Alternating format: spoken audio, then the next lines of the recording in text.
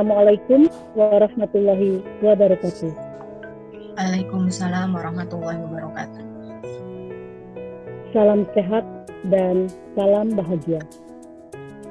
Yang terhormat Ibu Ida Fitriah sebagai pemateri kita pada hari ini. Yang kami hormati Bapak Ibu peserta webinar. Pertama-tama, marilah kita panjatkan puji dan syukur kehadirat Allah Subhanahu wa Ta'ala, serta kirimkan salawat serta salam kepada Nabi besar Muhammad SAW. Dan semoga kegiatan ini diridhoi Allah, bermanfaat dan untuk meningkatkan mutu pendidikan Indonesia.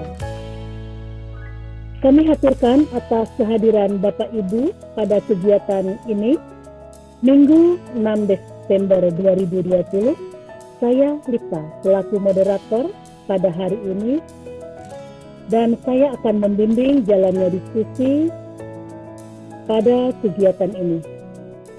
Bapak dan Ibu yang kami hormati, acara pertama adalah paparan dari pemateri kita Ibu Ida Fitriah dengan tema Human Capital Management dan Manajemen Sumber Daya Manusia Strategis.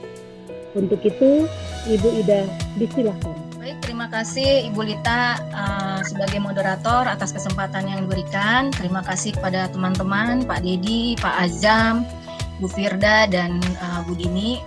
Pada kesempatan ini saya akan sedikit memaparkan tentang Human Capital Management dan Sumber Daya Manusia Strategi. Secara definisi, bisa dikatakan bahwa manajemen sumber daya manusia adalah sebuah singkatan yang berkaitan secara langsung dengan fungsi organisasi yang mengatur berbagai topik seperti manajemen kinerja, kesehatan karyawan, kompensasi, gaji, pengembangan organisasi, keamanan, pelatihan pekerja, administrasi karyawan, dan komunikasi karyawan. Ada beberapa tanggung jawab kerja yang melekat pada bidang seperti manajemen sumber daya manusia.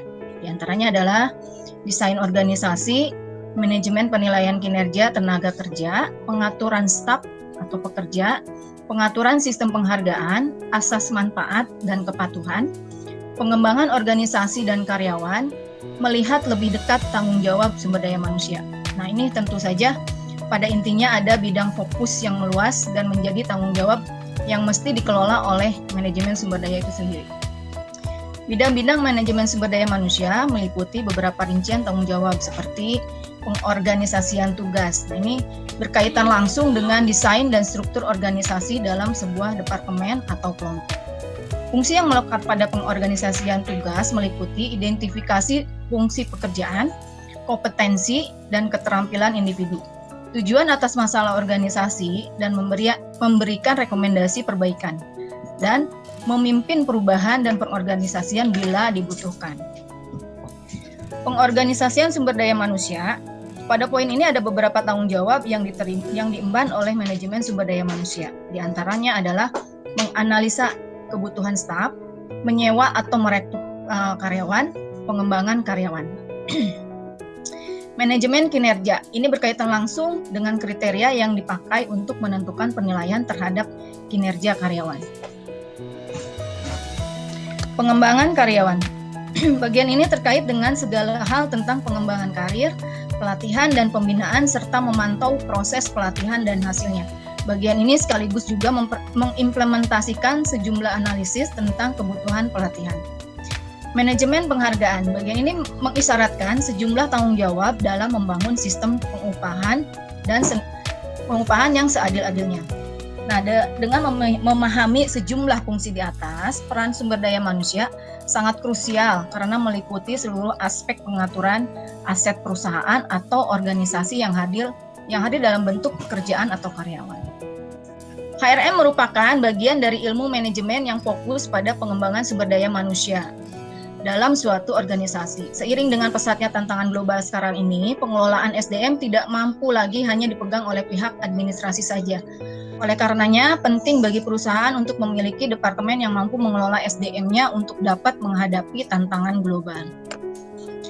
Departemen itu ialah Human Resource Department atau HRD. HRD dituntut untuk dapat memposisikan sumber daya manusia dari suatu perusahaan dengan tepat agar dapat bersaing dalam menghadapi tantangan global. Untuk itu, HRD harus memiliki beberapa strategi.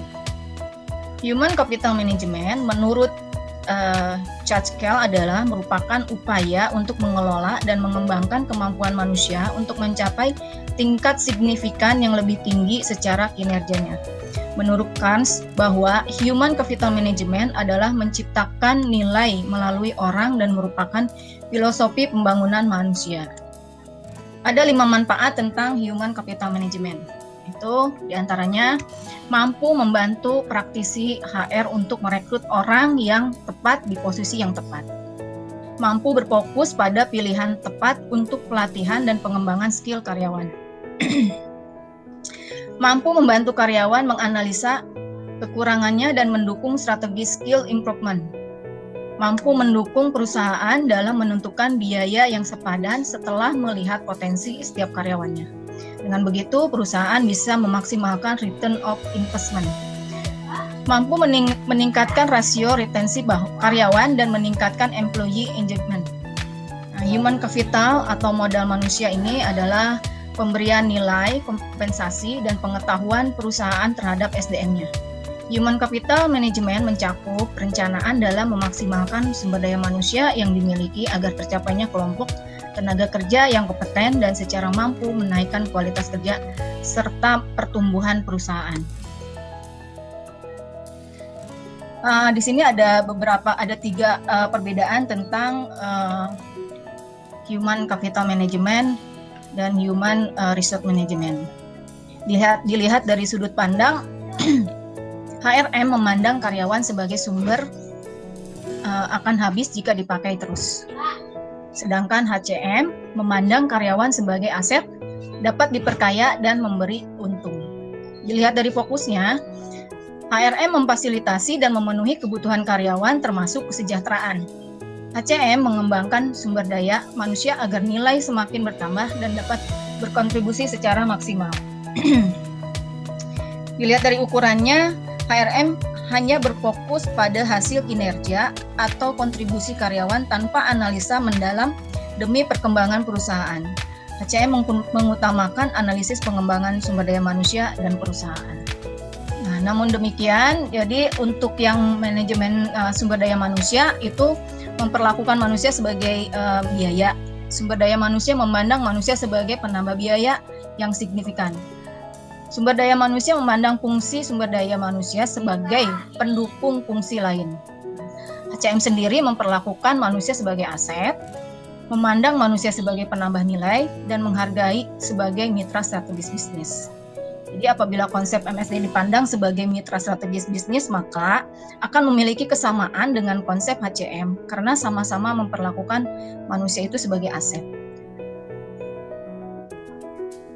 Jadi dengan demikian dapat dikatakan bahwa konsep HCM itu hanya melengkapi dan memperkuat konsep MSDM sendiri dan bukan untuk menggantikannya. Kaitannya manajemen strategi di sini pengertiannya adalah penggunaan karyawan secara organisasional untuk mendapatkan atau memelihara keunggulan kompetitif terhadap para pesaing. Berbagai cara sumber daya manusia menjadi kompetensi inti adalah dengan menarik dan menjaga karyawan dengan kemampuan profesional dan teknis yang unik, berinvestasi dalam pelatihan dan pengembangan para karyawan tersebut, dan memberi kompensasi dengan cara menjaga dan memelihara daya saing mereka terhadap rekan imbangnya di organisasi lain. Manajemen strategi merupakan proses dan pendekatan atau mengatasi tantangan-tantangan kompetitif yang dihadapi suatu organisasi. Hal tersebut dapat dianggap sebagai pengelolaan, pola atau rencana yang menyatu padukan sasaran, kebijakan, dan tindakan utama organisasi secara berurutan sehingga menjadi suatu kesatuan secara keseluruhan. Manajemen sumber daya manusia strategi ini dapat dianggap sebagai suatu pola penyebaran sumber daya manusia yang direncanakan secara aktivitas-aktivitas yang dimaksudkan untuk memungkinkan suatu organisasi agar dapat mencapai sasaran-sasarannya. Terdapat daftar pusaka di sini dari hasil pemaparan tadi. Ini kita ambil dari beberapa jurnal ya dan sumber-sumber yang mendukung. Demikian yang dapat saya sampaikan. Saya kembalikan kepada Ibu Lita sebagai moderator. Terima kasih Ibu Lita. Terima kasih Bu Ida yang sudah memaparkan materinya. Bagi yang akan bertanya, kita buka sesi diskusi. Silakan untuk penanya pertama. Izin bertanya ya, langsung bertanya saja Bu ya. Enggak, silakan Pak Dedi, langsung saja Pak. Saya menyimak dari apa yang dipaparkan oleh Bu Ida, cukup menarik sekali ya antara HRM dan HCM ya. Kira-kira yang paling yang paling membedakan ya, atau perbedaan yang urgent atau yang paling kelihatan antara HRM dan HCM itu seperti apa Bu ya? Itu saja mungkin dari saya Bu pertanyaannya. Silakan untuk penanya kedua selanjutnya. Baik Bu Ida, kalau untuk saya pertanyaannya adalah apa sih yang dimaksud dengan manajemen strategik? Apakah itu cukup layak untuk dilakukan dalam sebuah organisasi? Terima kasih. Terima kasih Bu Dini. Untuk selanjutnya penanya ketiga. Baik, terima kasih Bu Lita. Nah, di sini pertanyaan saya terkait dengan pengembangan karir. Yaitu pertanyaan saya itu di zaman sekarang dengan kemajuan teknologi informasi tentu membuat orang dengan cepat berpindah dari suatu perusahaan ke perusahaan lain hanya karena perbedaan kompensasi yang diperoleh. Hal ini tentu menjadi semakin tidak loyal pada perusahaan tetapi loyal terhadap suatu uang. Nah, kira-kira hal apa yang perlu dilakukan oleh seorang pemimpin untuk menumbuhkan suatu kesetiaan kepada si perusahaan atau organisasi tersebut? Mungkin itu saja Bu, terima kasih. Sesi pertama pertanyaan kita langsung ke Bu Ida. Kita buka nanti di termin kedua, sekarang di termin pertama. Silakan Bu. Terima kasih Bu Lita. Saya akan mencoba menjawab pertanyaan dari Pak Dedi. Perbedaan mendasar antara HRM dan HCM itu kita bisa dilihat dari 3 perbedaan ya Pak ya, dari sudut pandang tadi seperti yang sudah saya paparkan. Itu HRM itu memandang karyawan sebagai sumber, akan habis jika dipakai terus-menerus. Tapi apabila HCM itu memandang karyawan sebagai aset, jadi dapat diperkaya dan memberikan keuntungan. Nah, secara fokus HRM itu memfasilitasi dan memenuhi kebutuhan karyawan termasuk kesejahteraannya. Sedangkan HCM itu mengembangkan sumber daya agar nilainya semakin bertambah dan dapat berkontribusi secara maksimal. Nah, sedangkan secara ukurannya itu HRM hanya memfokuskan kepada hasil kinerja atau kontribusi karyawan tanpa analisis mendalam demi perkembangan perusahaan. Nah, begitu Pak Dedi. Oke Bu. Bagaimana Pak Dedi? Siap Bu. Jadi kalau HCM itu lebih ke aset ya, memandang SDM sebagai aset berarti ya. Betul, yang Pak. bisa dikembangkan ya. Betul. Oke, siap Bu, siap. Terima kasih Bu atas jawabannya. Sama-sama Pak Dedi. Dilanjutkan Bu pertanyaan dari Ibu Dini. Selanjutnya Bu Dini itu tentang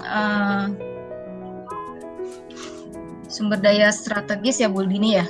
Sumber daya manusia strategis ini pasti akan bermanfaat oleh perusahaan, dipergunakan di perusahaan, karena sumber daya manusia strategis ini adalah penggunaan karyawan secara organisasional untuk mendapatkan atau memelihara keunggulan kompetitif terhadap para pesaingnya.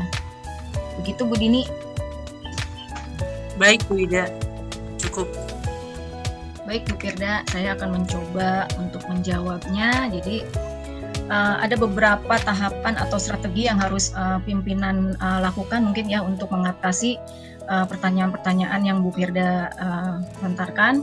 Mungkin pimpinan itu pertama harus melakukan manajemen SDM yang baik. Ini perusahaan yang berkembang baik pasti mempunyai tujuan untuk memperoleh keuntungan. Nah, yang kedua, memberikan hak-hak karyawan. Hak-hak karyawan ini menjadi salah satu motif untuk karyawan loyal terhadap perusahaan di mana mereka tempat bekerja. Yang ketiga, mungkin bisa membuat suasana kerja nyaman. Nah, jika kebanyakan karyawan ditanya apa yang membuat Anda betah bekerja di perusahaan ini, jawaban yang paling sering disebut adalah suasana kerja yang nyaman. 4, itu memberikan jenjang karir yang jelas. Nah, banyak karyawan yang berhenti dari sebuah perusahaan karena posisi mereka di perusahaan tidak bisa naik level. Jadi ini karena perusahaan ini tidak mempunyai jenjang karir yang jelas. Ini menjadi salah satu faktor juga. Nah, yang kelima adalah memberikan reward dan bonus. Nah, reward dan bonus ini bisa berupa uang atau liburan khusus atau benda yang berharga untuk mengingatkan keberhasilan karyawan di tempat mereka bekerja. Nah, keenam, keseimbangan antara dunia kerja dan keluarga. Terlalu sibuk bekerja atau mengejar karir juga membuat karyawan tidak punya banyak waktu untuk keluarga. Nah, jika pihak perusahaan harus tetap mendorong para karyawan supaya tetap mempunyai waktu yang berkualitas dan keluarga mereka. Jadi tidak dipungkiri kalau misalnya kita bekerja sudah full time ya, tapi perusahaan tidak memberikan waktu untuk keluarga, percuma juga Bu. Karena kita bekerja untuk keluarga.